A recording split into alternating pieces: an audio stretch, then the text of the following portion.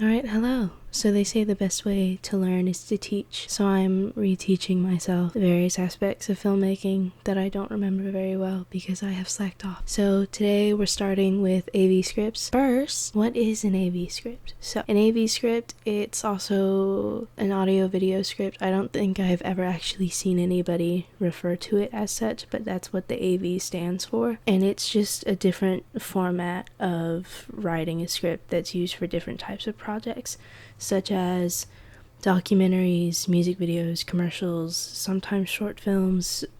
I tend to use them for my short films because the format of the script just makes it a whole lot easier to deliver on that aspect, but at the same time, depending on what kind of short film you're making, a regular narrative script might be the way to go. It just depends on what you're writing. So the thing that makes it different is that it's formatted differently from a regular script. It has two different columns, one being video and one being audio. Certain script writing softwares like Final Draft, for instance, which is the industry standard for script writing, it doesn't offer you a way to make AV scripts.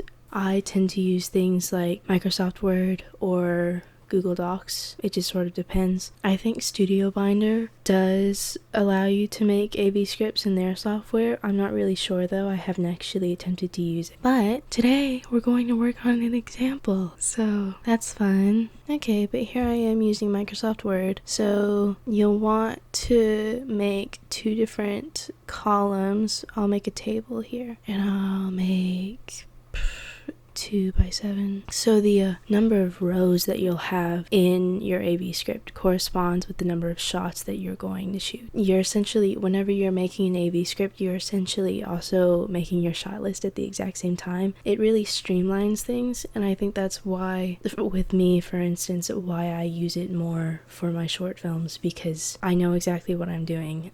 I know exactly what I want. And if it's not a narrative story, it can be much simpler to just shoot it through an AV script. Whenever you have a narrative script, you have so much room to move around and figure things out, and I'll show you an example here. Here I have a line script that I did while I was in college. Don't read the text. It doesn't matter. Don't pay any attention to it.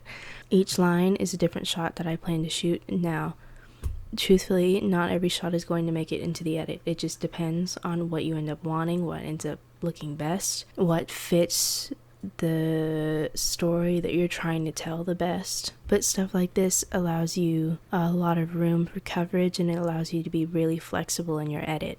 But that's stuff that the narrative scripts are good for. In contrast, the AV script is a lot more simple. Here you go. Here's an AV script that this is probably not the best example that I could use because I wrote this 2 or so weeks ago, I think, and this is before I'm refreshing my memory on how to write AV scripts and everything. So the stuff that's here is kind of whatever. But this is to show you the difference between an AV script and a narrative. One, you have to line out your shots, and it allows you a lot more flexibility with all of that. The other one is just all of your shots planned out in succession. You're essentially shooting for the edit whenever you write an AV script. But that's one thing that's really good about AV scripts. They're really straightforward, essentially. Like if you're going to make an instructional video on how to bake a cake, you basically know what you need to do. You don't need all the room for all the different shots. You can just make it straight through. So that's what we're going to do in our AV script today. So to start out, we want our columns to be named appropriately.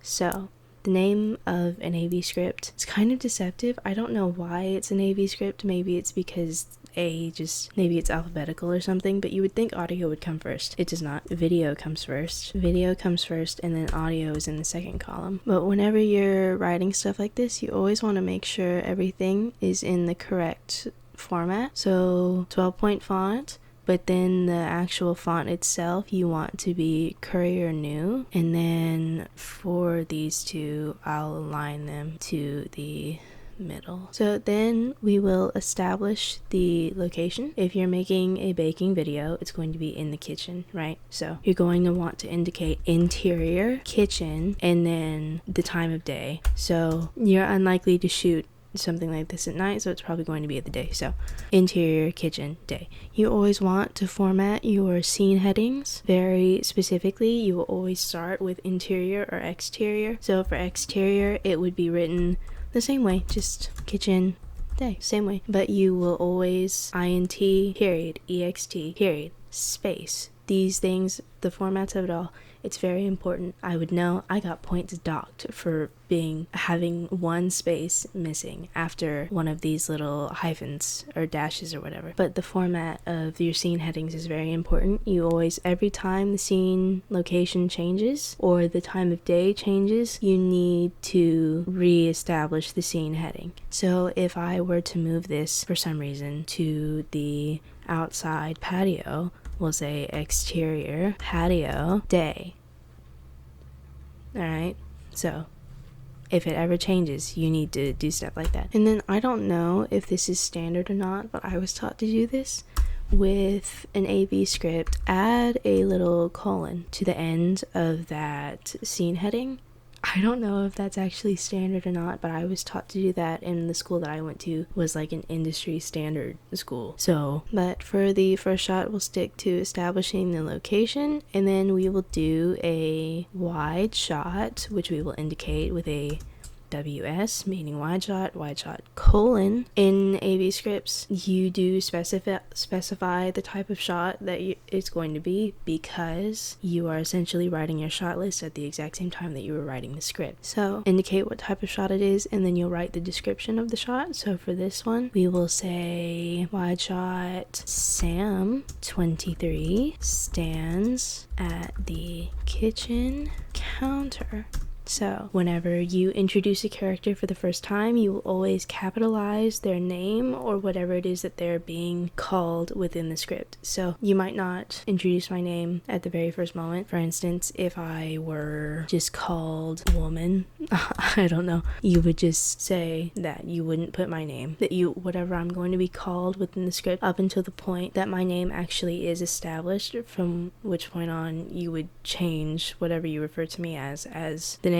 And then you will also follow it up by my age within commas. You don't have to be specific about the age. I am 23, but I don't have to say that I'm 23. And whoever's writing the script doesn't have to say that I'm 23, because at this point you likely don't know who you're going to be casting in this role.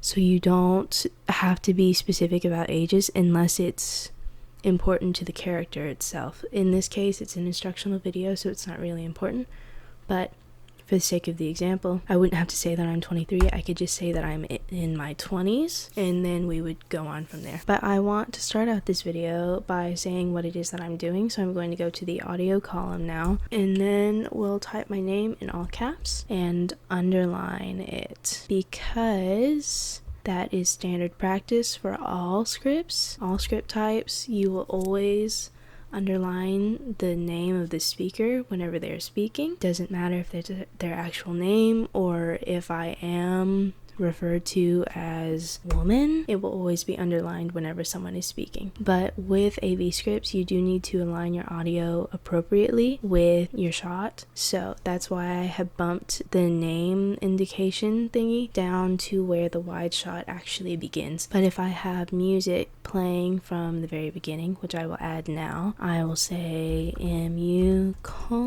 instrumental plays through video. So MU means music under, so I have music playing underneath the video as it's going. MO would mean music over, but I have this positioned before I ever start speaking because the music is going to be playing from the very beginning, and I'm not going to start speaking until a few moments after it starts. Then I will actually add what my dialogue is. So I will say, today we are learning how to bake a cake. And then you continue in that format throughout the rest of the video. But I will do one or two more shots to give a better idea of everything. So then the next shot, we'll do a medium close-up of all the ingredients. So we would indicate that through MCU, meaning medium close-up, baking ingredients, and tools laid out on table. And then maybe I am explaining that to the viewer. So we will capitalize, underline my name again, and then we will say, here we have all our ingredients and tools for today. But because this shot is not specifically of me, we're going to add a detail onto my name. Going to go parentheses, capital V, period, capital O, period, parentheses. Now that means voiceover. So I'm still speaking, but the viewer cannot see my face while I am speaking. There are different ways to indicate that. I'll go over it in a different video. I don't remember it right now. But then for fun, we will add a title card. For that, you would include it like it's a standard shot.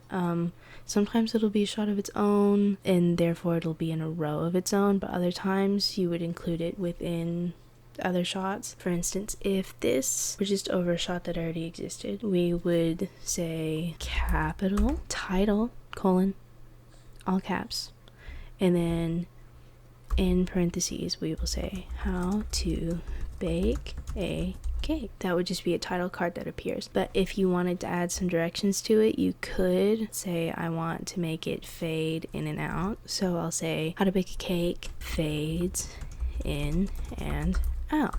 With these things, you will add the directions to them if you want that. Or maybe I don't want it to fade in and out. Maybe I want it to slide in from the left side of the frame and out on the right. But then if you wanted it to be a shot entirely on its own, you could write that as well. So we'll go down to the final shot that I have here, and we'll say in all caps once again, title over white background.